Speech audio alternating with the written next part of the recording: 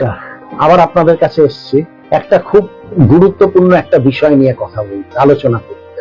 সেটা হচ্ছে urinary tract infection, মূত্রনালী সংক্রমণ। এখন এটা কেন হয়? আর আমরা যদি দেখি মহিলাদের ক্ষেত্রে অনেক বেশি হয় ইউটিআইটা, পুরুষদের তুলনামূলক কম। কারণটা হচ্ছে থলি আর যেখান দিয়ে বেরোচ্ছে ছিদ্র, তার মাঝখানে থাকছে মূত্রনালী।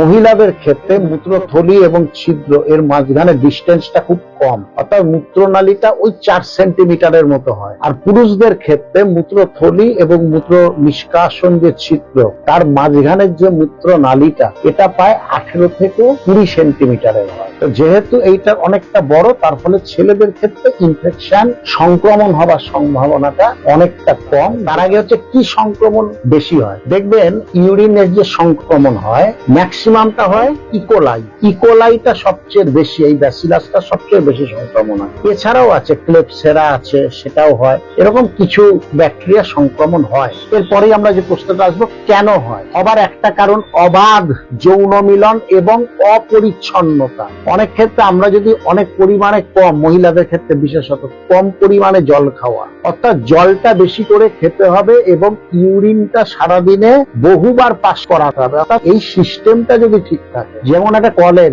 লাইনে যদি কন্টিনিউ তার একটা ফ্লো থাকে, অটোমেটিক্যালি সেখানে অন্য কোনো জার্ম বা কিছু সেই পাইপ লাইনে আসে না। একইভাবে আমি জল খাবো এবং তার ইউরিনটা বেরোবে। তো এই জায়গাটা যদি কন্টিনিউয়াস একটা প্রসেসের মধ্যে থাকে, সেই ক্ষেত্রে কিন্তু সংক্রমণ তুলনামূলক কম হবে। টক জাতীয় খাবারটা খেতে হবে। টক জাতীয় খাবার যদি একটু বেশি করে খান, তাহলে এই ইনফেকশন তুলনামূলক কম হবে। কি পরীক্ষা করলে ধরা পড়বে? এটা হচ্ছে যে আপনার সকালবেলা ইউরিনটা দিতে হবে, ইউরিন আড়ি এবং ইউরিন কালচার সেন্সিটিভিটি। কালচার সেন্সিটিভিটির মধ্যে দিয়ে জেনে নিতে পারবেন যে গ্রোথ হয়েছে কিনা। আর গ্রোথ হলে ওই যে প্রথমেই একটা বললাম, ইকোলাই না ক্লেরেরা, কোন গ্রোথটা হয়েছে তারপর তার অ্যান্টিবায়োটিক প্যাটার্ন দিয়ে দেওয়া হয়, যে তাহলে কোনটা রেজিস্ট্যান্স আছে, কোনটা সেন্সিটিভ আছে। তার উপর বেস করে আপনার চিকিৎসকরা ঠিকমতো অ্যান্টিবায়োটিক দিয়ে দেবেন এবং অসুখটা কমে যাবে। আবার ইনফেকশনটা কিন্তু মাথায় রাখবেন, ইনফেকশনটা কিন্তু বারবার হওয়াটা কিন্তু খারাপ। যে আপনি বুঝবেন কি করে যে ইনফেকশনটা হয়েছে বা ইউরিন কালচারটা করতে দিতে হবে?